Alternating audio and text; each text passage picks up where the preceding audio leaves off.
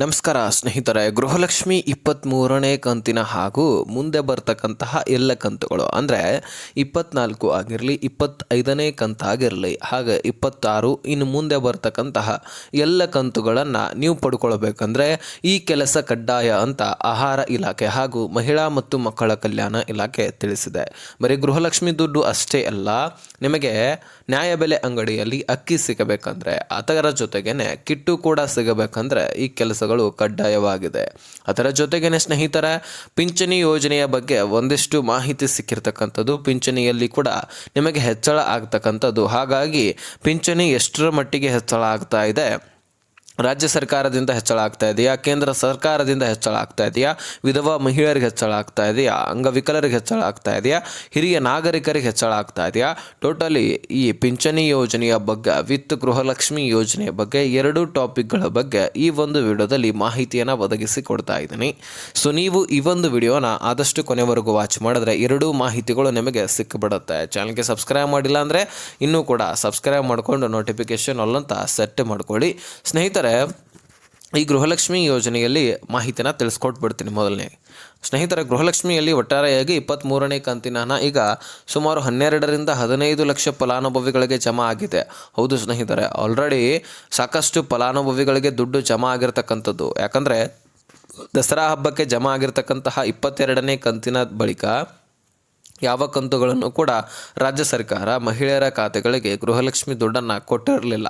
ದೀಪಾವಳಿ ಹಬ್ಬಕ್ಕೆ ಕೊಡ್ತೇವಂತ ಹೇಳಿಬಿಟ್ಟು ಅಲ್ಲಿ ಕೂಡ ದುಡ್ಡನ್ನು ಹಾಕಲಿಲ್ಲ. ಕೊನೆಯ ಪಕ್ಷ ಈಗಲಾದರೂ ಬಿಡುಗಡೆ ಮಾಡ್ತಾರಂತ ನೋಡಿದ್ರೆ ಈಗಾಗಲೇ 12 ಲಕ್ಷ ಫಲಾನುಭವಿಗಳಿಗೆ ಆಲ್ರೆಡಿ ದುಡ್ಡು ಜಮಾ ಆಗಿರ್ತಕ್ಕಂಥದ್ದು ಅನ್ನುವಂತಹ ಮಾಹಿತಿ ಸಿಕ್ಕಿದೆ. ಯಾಕಂದರೆ ಸಾಕಷ್ಟು ಮಹಿಳೆಯರು ಜಮಾ ಆಗಿದೆ ಅಂತ ಕಮೆಂಟ್ ಮಾಡಿದ್ದಾರೆ. ಸಾಕಷ್ಟು ನಾನು ಈಗಾಗಲೇ ಹಿಂದಿನ ಒಂದು ವಿಡಿಯೋದಲ್ಲಿ ಮಾಹಿತಿಯನ್ನು ತಿಳಿಸ್ಕೊಟ್ಟಿದ್ದೀನಿ, ಲೈವ್ ಪ್ರೂಫ್ ಸಮೇತ. ಬೇಕಾದರೆ ನೀವು ಹಿಂದಿನ ವಿಡಿಯೋಸ್ಗಳ ಒಂದು ಕಮೆಂಟ್ ಬಾಕ್ಸನ್ನು ಕೂಡ ನೀವು ಚೆಕ್ ಮಾಡಿದ್ರೆ ಗೊತ್ತಾಗ್ಬಿಡುತ್ತೆ. ಸೊ ಯಾವ್ಯಾವ ಕಮೆಂಟ್ಗಳು ಬಂದಿದ್ದಾವೆ, ಎಷ್ಟು ದುಡ್ಡು ಜಮಾ ಆಗಿದೆ, ಯಾವ ಯಾವ ಜಿಲ್ಲೆಗಳಲ್ಲಿರ್ತಕ್ಕಂತಹ ಮಹಿಳಾ ಫಲಾನುಭವಿಗಳಿಗೆ ದುಡ್ಡು ಜಮಾ ಆಗಿದೆ, ಎಲ್ಲದರ ಬಗ್ಗೆ ನಿಮಗೆ ಮಾಹಿತಿ ಸಿಗುತ್ತೆ. ನಾನಿವತ್ತು ಪೋಲ್ ಕೂಡ ಮಾಡಿದ್ದೆ ಬೆಳಗ್ಗೆ. ಅದರಲ್ಲಿ ಜಮಾ ಆಗಿದೆ ಅಂತ 38% ಫಲಾನುಭವಿಗಳು ಕ್ಲಿಕ್ ಮಾಡಿದರೆ 23ನೇ ಕಂತಿನ ಹಣ ಜಮಾ ಆಗಿಲ್ಲ ಅಂತ ಹೇಳ್ಬಿಟ್ಟು 62% ಫಲಾನುಭವಿಗಳು ಒಂದು ಕ್ಲಿಕ್ಕನ್ನು ಮಾಡಿರ್ತಕ್ಕಂಥದ್ದು. ಯಾಕೆ ಇಲ್ಲಿ ಮಾಹಿತಿ 38% ಅಂದರೆ ನೀವೇ ವಿಚಾರ ಮಾಡ್ಬೋದು. ಬಿಡುಗಡೆ ಆಗಿರ್ತಕ್ಕಂಥದ್ದು ನಿಜ, ಹೌದು, ಬಿಡುಗಡೆ ಆಗಿರ್ತಕ್ಕಂಥದ್ದು ಮಾತ್ರ ನಿಜವಾಗಿರ್ತಕ್ಕಂಥದ್ದು. ಇಲ್ಲಿ 1% ಕ್ಲಿಕ್ ಮಾಡಿರಲಿಲ್ಲ ಅಂದರೆ ಬಿಡುಗಡೆ ಆಗಿಲ್ಲಪ್ಪ ಅಂತ ನಾವು ಅಂದ್ಕೊಳ್ಬೋದಾಗಿತ್ತು. ಆದರೆ ಕ್ಲಿಕ್ ಅಂತೂ ಮಾಡಿದ್ದಾರೆ. ಬೇಕಾದರೆ ನೀವು ಪೋಸ್ಟ್ಗಳಲ್ಲಿ ಹೋಗಿ ಚೆಕ್ ಮಾಡ್ಬೋದು ಇಲ್ಲಿ. ಹಾಗಾದರೆ ನಿಮಗೆ ಕ್ಲಿಯರಿಟಿ ಸಿಗುತ್ತೆ. ಹಾಗೆ ಈಗ ಜಮಾ ಆದವರು ಕಮೆಂಟ್ ಮಾಡಿ ತಿಳಿಸೋದನ್ನು ಮರಿಬೇಡಿ. ಇನ್ನು ನಾವು ಮೇನ್ ಟಾಪಿಕ್ಗೆ ಬರೋದಾದರೆ ಈ ಕಂತುಗಳು ಬರದೇ ಇರೋಕ್ಕೆ ಕಾರಣಗಳೇನು ಅಂತ ನಾವು ನೋಡ್ತಾ ಹೋಗೋದಾದರೆ ಅದನ್ನು ಸರಿಪಡಿಸ್ಕೊಳ್ಳೋದು ಹೇಗೆ, ನಾವು ಯಾವ ಕೆಲಸವನ್ನು ಮಾಡಬೇಕು ಅಂತ ನೋಡೋದಾದರೆ ಸ್ನೇಹಿತರೆ, ಎಲಿಜಿಬಿಲಿಟಿ ಇಲ್ಲದಂಥ ಒಂದು ರೂಲ್ಸ್ಗಳು ನಿಮಗೆ ಗೊತ್ತಿದೆ. ಉದಾಹರಣೆಗೆ ನಾನು ಹೇಳ್ತೀನಿ ಶಾರ್ಟ್ ಆಗಿ. ಹೊಸ ಈಗ ಕಾರುಗಳನ್ನು, ಬೈಕ್ಗಳನ್ನು, 4 ವೀಲರ್ ವಾಹನಗಳನ್ನು ಹೆಚ್ಚಾಗಿ ಖರೀದಿ ಮಾಡ್ತಂಥವ್ರಿಗೆ ಬೆಳವಣಿಗೆ ಆಗ್ತಿರ್ತದೆ, ಆರ್ಥಿಕ ಒಂದು ವಾರ್ಷಿಕ ಆದಾಯ ಹೆಚ್ಚಳ ಆಗ್ತಿರ್ತದೆ.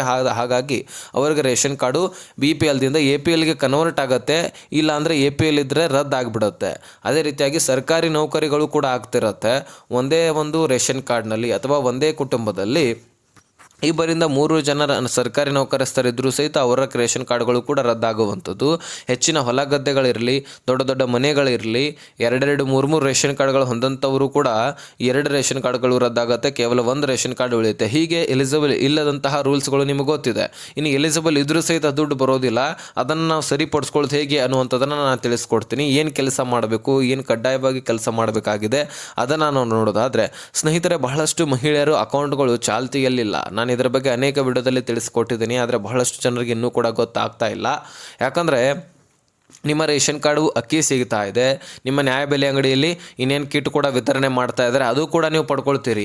ಆದರೆ ನಿಮಗೆ ದುಡ್ಡು ಜಮಾ ಆಗ್ತಾ ಇಲ್ಲ ಗೃಹಲಕ್ಷ್ಮಿಯಲ್ಲಿ. ಯಾಕಪ್ಪ, ರೇಷನ್ ಕೊಡ್ತಾ ಇದ್ದಾರೆ ಅಂದ ಬಳಿಕ ಗೃಹಲಕ್ಷ್ಮಿ ದುಡ್ಡು ಕೂಡ ಜಮಾ ಆಗಬೇಕಲ್ವ ಅಂತ ನೀವು ಕೇಳಬಹುದು. ನಿಮ್ಮ ಬ್ಯಾಂಕ್ ಅಕೌಂಟೇ ಚಾಲ್ತಿಯಲ್ಲಿ ಇರಲಿಲ್ಲ ಅಂದರೆ ನಿಮಗೆ ಎಲ್ಲಿಂದ ದುಡ್ಡನ್ನು ಕೊಡಬೇಕು ಸರ್ಕಾರ? ಅದನ್ನು ನೀವು ಮೊದಲು ಸರಿಪಡಿಸ್ಕೊಳ್ಬೇಕಾಗಿರ್ತಕ್ಕಂತಹದ್ದು. ಆ ಕೆಲಸವನ್ನು ನೀವು ಕಡ್ಡಾಯವಾಗಿ ಮಾಡಬೇಕಾಗಿರ್ತಕ್ಕಂಥದ್ದು. ಇಲ್ಲಾಂದರೆ ನಿಮ್ಗೆ ಖಂಡಿತವಾಗ್ಲೂ ದುಡ್ಡು ಜಮಾ ಆಗೋದಿಲ್ಲ. ಯಾಕಂದರೆ ಬ್ಯಾಂಕ್ ಅಕೌಂಟೇ ಚಾಲ್ತಿಯಲ್ಲಿರಲಿಲ್ಲ ಅಂದರೆ ದುಡ್ಡನ್ನು ಎಲ್ಲಿಂದ ಹಾಕಬೇಕಾಗತ್ತೆ. ಹಾಗಾಗಿ ಬ್ಯಾಂಕ್ ಅಕೌಂಟನ್ನು ಮುಖ್ಯವಾಗಿ ಸರಿಪಡಿಸ್ಕೊಳ್ಬೇಕು, ಚಾಲ್ತಿ ಮಾಡ್ಕೊಳ್ಬೇಕು. ಅಂದರೆ ಒಂದು ಕೆಲಸ ಮಾಡಿ, ನೀವು ಟ್ರಾನ್ಸಾಕ್ಷನ್ ಮಾಡಿಸಲಿಲ್ಲ ಅಂದರೆ ಮಾತ್ರ ನಿಮ್ಮ ಬ್ಯಾಂಕ್ ಅಕೌಂಟು ಡೆಡ್ ಅಕೌಂಟ್ ಅಂತ ಆಗಿರುತ್ತೆ.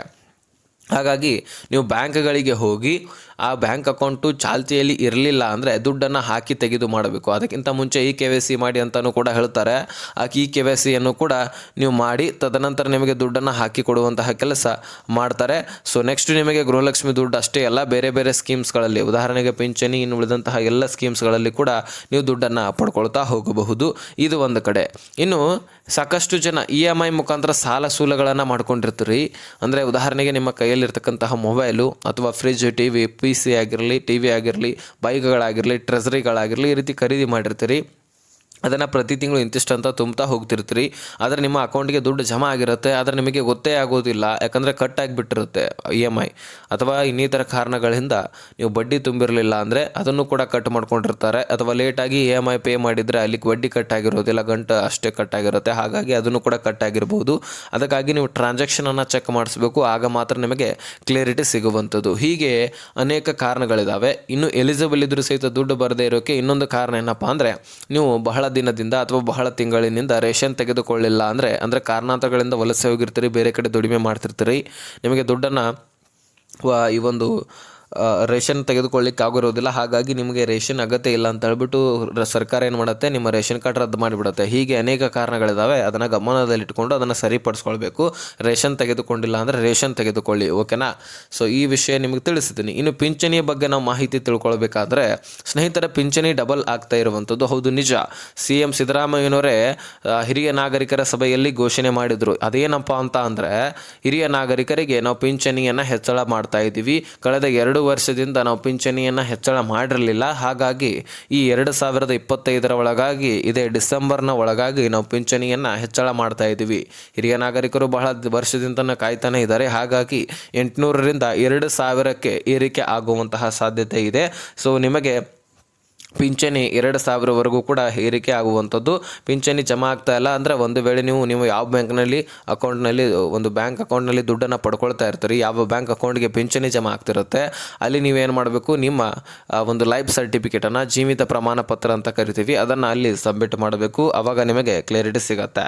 ಇದರ ಜೊತೆಗೆ ಸ್ನೇಹಿತರೆ, ವಿಧವಾ ಮಹಿಳೆಯರಿಗೂ ಕೂಡ ಕೇಂದ್ರ ಸರ್ಕಾರದಿಂದ ಪಿಂಚಣಿ ಹೆಚ್ಚಳ ಆಗತಕ್ಕಂಥದ್ದು. ಅವ್ರಿಗೂ ಕೂಡ 2000ವರೆಗೂ ಕೂಡ ಪಿಂಚಣಿ ಹೆಚ್ಚಳ ಆಗಲಿದೆ ಅತಿ ಶೀಘ್ರದಲ್ಲಿ ಅಂತ ಮಾಹಿತಿ ಒದಗಿಸಿಕೊಟ್ಟಿದ್ದಾರೆ ಕೇಂದ್ರ ಸರ್ಕಾರ.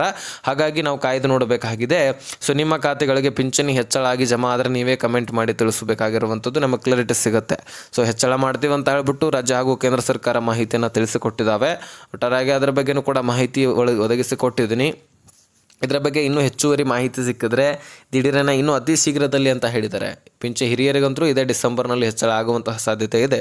ಹೆಚ್ಚಳ ಆದ ಮೇಲೆ ನಾನು ಮತ್ತೊಂದು ವಿಡಿಯೋದಲ್ಲಿ ಕೊಡ್ತೇನೆ, ಪ್ರಯತ್ನ ಮಾಡ್ತೀನಿ. ಸೊ ನಿಮಗೆ ಹೆಚ್ಚಳ ಆಗಿ ಇನ್ನೇ ಜಮಾ ಆದರೆ ನೀವು ಕೂಡ ಕಮೆಂಟ್ ಮಾಡಿ ತಿಳಿಸೋದನ್ನು ಮರಿಬೇಡಿ.